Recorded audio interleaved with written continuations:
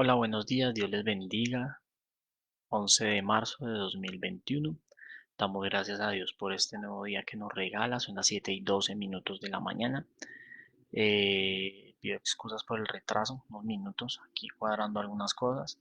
Pero bueno, ya estamos aquí y damos gracias al Señor por este día. Sin más preámbulos, un saludo cordial para las personas que se conectan en este momento, para los que con posteridad ven este video y vamos a pedirle al Señor en esta mañana que nos hable a través de su bendita palabra. Señor, te damos gracias por este día que nos regalas, por tu misericordia y bondad, Señor.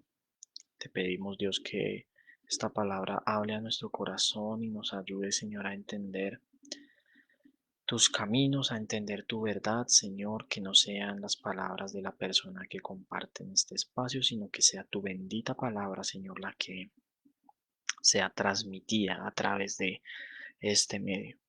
Señor, que tu palabra nos exhorte, que tu palabra nos hable, que tu palabra nos redarguya, nos corrija, Señor. Padre Santo, que tu palabra sea esa espada que traspasa nuestro corazón y discierne nuestras intenciones. Te lo pedimos, Señor, en el nombre de Cristo Jesús. Amén. Dios les bendiga. Continuamos con nuestras reflexiones acerca del Sermón del Monte. Estamos viendo las bienaventuranzas. Y vamos a remitirnos a Mateo capítulo 5 versículo 9, que dice lo siguiente: bienaventurados los pacificadores, porque ellos serán llamados hijos de Dios. Todo aquel que dice ser discípulo está llamado a ser pacificador, a buscar la paz con todos y particularmente en medio de su pueblo. No está llamado a buscar contienda, a ser rencilloso, a estar peleando el uno con el otro, a estar buscando pelea. Hay personas que son así, que son busca ruidos, busca pleitos, para todo es una pelea, para todo es un problema, ¿cierto? Pero somos llamados a eso, a pacificación. Dice la palabra en Romanos capítulo 12, versículo 18: si es posible en cuanto de ustedes dependa, estén en paz con todos los hombres. A eso hemos sido llamados como discípulos de Cristo, a buscar la paz, no a buscar contiendas. ¿Y por qué?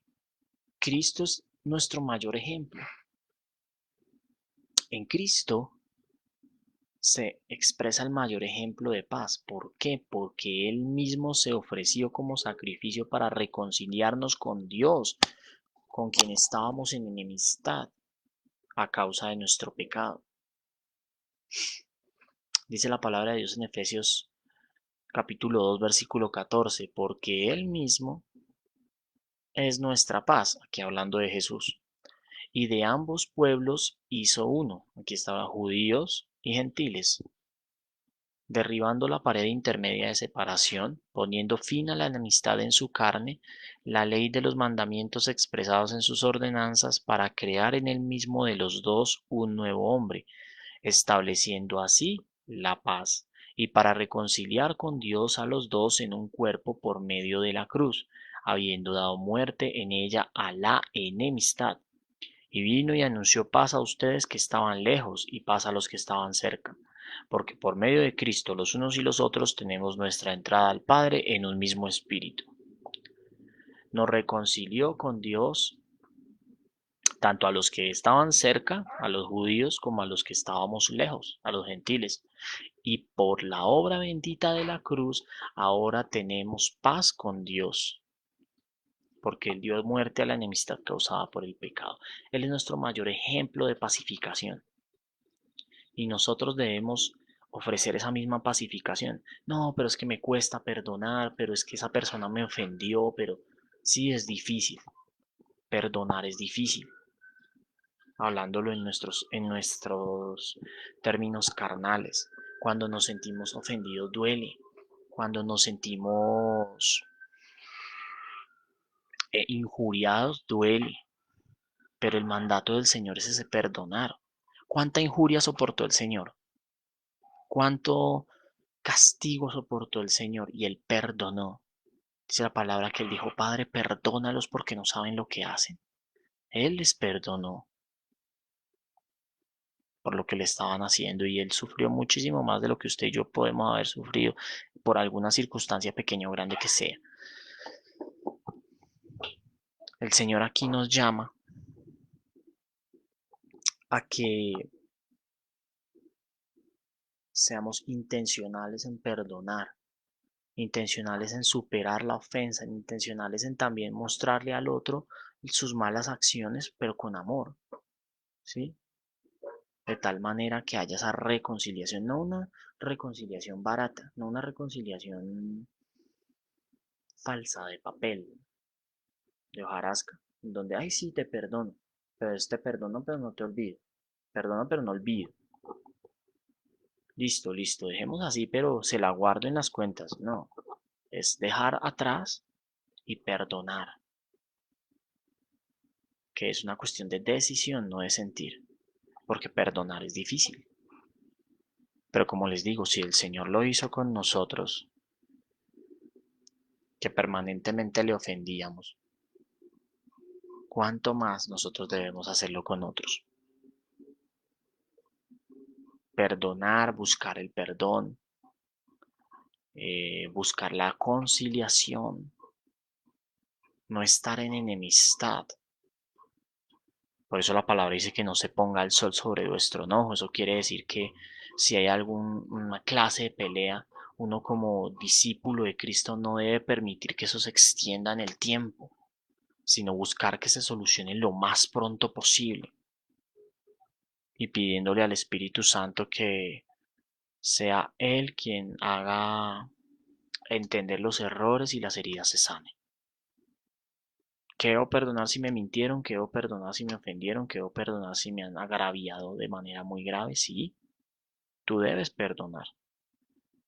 Cuando son casos muy graves, pues tú perdonas, pero las consecuencias se van a dar para esa persona. Y tú lo que te queda es hacer tu parte, que es perdonar y clamar misericordia para esa persona, porque esa persona va a estar bajo el juicio de Dios primero y segundo también, si es una cosa muy grave, puede estar incluso bajo la jurisdicción de una autoridad civil. Pero tú no tienes por qué ir a contender ni tomar la venganza.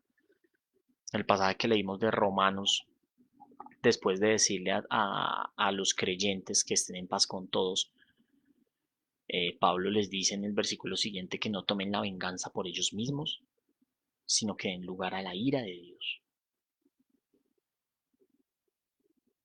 Porque está escrito, mía la venganza, yo pagaré. Es Dios quien toma la venganza, es Dios quien da al pecador las consecuencias de su maldad. Entonces, lo que estamos llamados es a perdonar, a restaurar relaciones. Asimismo, somos llamados a reconciliar a las personas con Dios a través de la predicación del Evangelio y a mantener la unidad de la iglesia a través de una profesión genuina de fe. Mantener la unidad de la iglesia se basa en la doctrina, en la sana doctrina. En estos tiempos se ha vendido un evangelio barato en donde no se llama al arrepentimiento a las personas, a la reconciliación con Dios. Se llama, el arrepentimiento al que se llama es como, ay, sí, Dios tiene un plan maravilloso para tu vida, acércate a Dios. Y no se les enfatiza en el hecho de que mientras estemos separados de Dios, Dios está airado contra nosotros, porque estamos en rebeldía y en pecado. En muchos círculos todavía se vende la mentira de que Dios odia el pecado pero ama al pecador. No es cierto, mientras tú estés en pecado, la ira de Dios está sobre ti. La ira de Dios está sobre ti.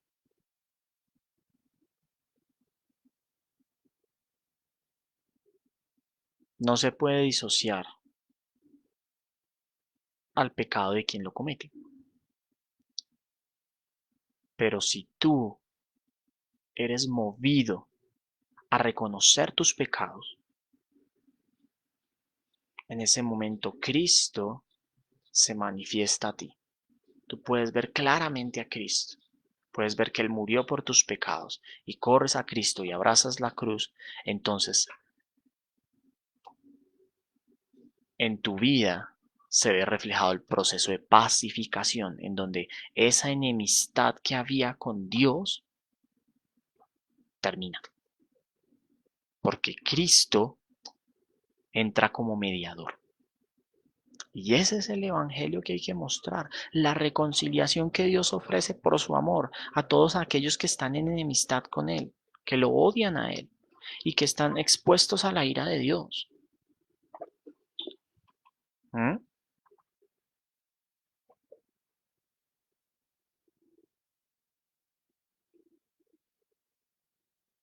Está la misericordia y la gracia abundante que Dios derrama. Eso es lo que hay que mostrar. Y no mostrar que como a Dios también como un sirviente, entonces que yo creo, entonces si tú crees, Dios te da más y entonces crees que Dios te va a hacer ganar el baloto, entonces pues pídeselo y Dios te lo va a dar. No, no, no, eso es barato, eso es un evangelio barato, una gracia barata, como decía un autor. La pacificación es predicar el evangelio y procurar la paz con todos. A eso somos llamados como discípulos de Cristo. Si tú quieres experimentar esa paz y ser un pacificador, pero no, no tienes no has tenido ese contacto con Cristo, si es la primera vez que me escuchas o me escuchas de poco tiempo o de casualidad te encontraste este video así como, sí, casual, estaba canaleando en YouTube o en Facebook y me encontré a este man ahí hablando y me pareció interesante. Te comento que necesitas reconciliarte con Dios. El hecho de pensar que por no matar, no robar y por vivir una vida políticamente correcta, eso te hace merecedor de estar bien con Dios, eso no es cierto. No hay ni un solo justo y delante de Dios todos estamos destituidos de su gloria, porque desde Adán el pecado entró al hombre por causa de su desobediencia y su orgullo. Y ese orgullo de querer vivir a nuestra manera, de querer tener el control de todas las cosas, ¿sí? De tener todo bajo control nosotros, hace que estemos en enemistad con Dios, porque quien tiene el control de todo es Dios. Ese hecho de querer hacer las cosas a mi manera, de llevar la vida conforme a mis placeres, conforme a lo que yo quiero, a lo que yo deseo y yo sueño, eso es clara enemistad contra Dios, que la carne no quiere ni puede, dice en Romanos 8, no quiere ni puede buscar a Dios. Pero hoy es el día, hoy es el tiempo y es la oportunidad de que mires tu corazón y te des cuenta que realmente no has andado en forma correcta con Dios. Has sido rebelde, orgulloso, has quebrantado la ley de Dios en todos sus puntos en cualquier momento de tu vida. Si tú te examinas, efectivamente es así. ¿Alguna vez has deshonrado a tus padres? ¿Alguna vez has robado? Bien sea tiempo, alguna monedita cuando eras niño, un elemento, no sé. ¿Has adulterado? Porque como Jesús dijo, cualquiera que codicia a una mujer en su corazón es un adúltero. ¿Has sido un homicida? Porque cualquiera que odia a su hermano, tiene problemas con su hermano, es un homicida en su corazón. ¿Has codiciado cosas de otros? Si en alguno de estos puntos que te he dicho has deshonrado a Dios, ¿qué otro?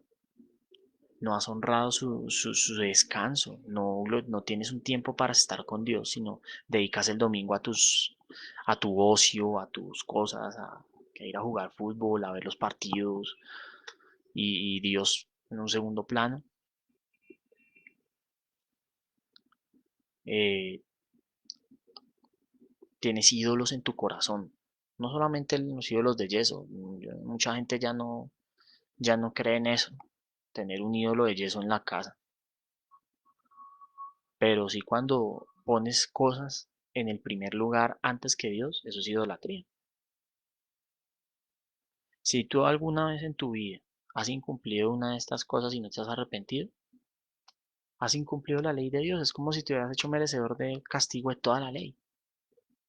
¿Y cuál es el castigo? La muerte. La ley nos revela nuestro pecado y somos pecadores. ¿Quién nos puede ayudar? Cristo. Porque Cristo sí cumplió la ley completa. Cristo cumplió completamente la ley. Y por esta razón vino.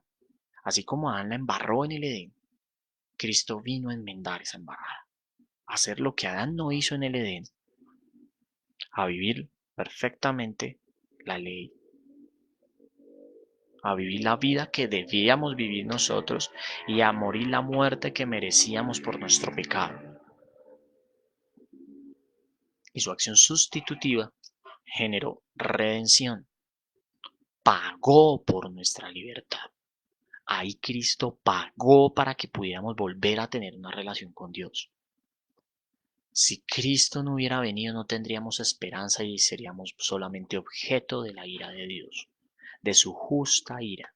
No podríamos decir, ay, pero es que Dios ha sido injusto porque me castiga si yo fui tan bueno. No, porque ante la ley de Dios nos vamos a dar cuenta que merecemos el castigo y Dios es justo para la gloria de su nombre.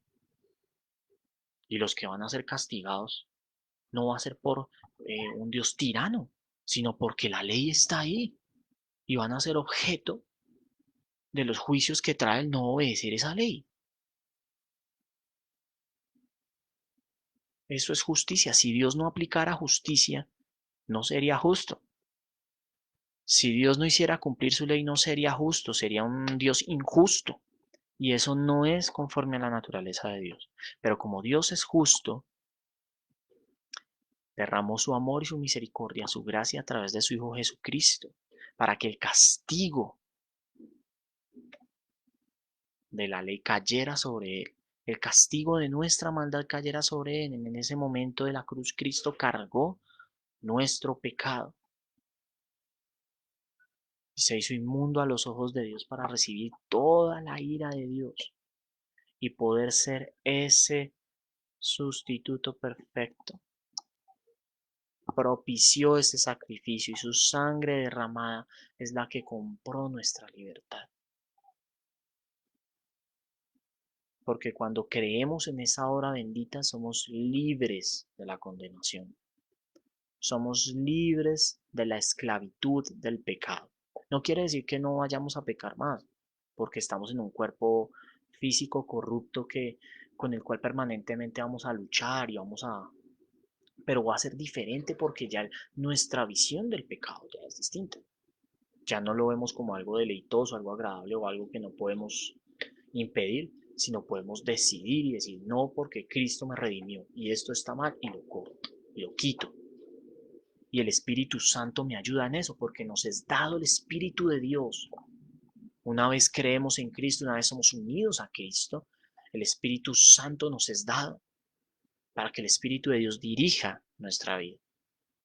Entonces la invitación, amigos, es a que creas esto que te estoy diciendo y corras a Cristo y abraces la cruz. Dejes de un lado tu orgullo y decir, es que yo soy muy bueno, yo no mato, yo no robo, yo no hago nada de eso. No, corre a Cristo. Reconoce que tú no tienes el control, que quien tiene el control es el Señor y que necesitas con desesperación correr para no ser objeto de su ira. Corre, corre a Cristo, te lo suplico en esta mañana, te lo suplico con todo mi corazón. Dios les guarde, Dios les bendiga con el favor de Dios, si es su voluntad. Nos vemos la próxima semana. Un abrazo para todos. Buena semana.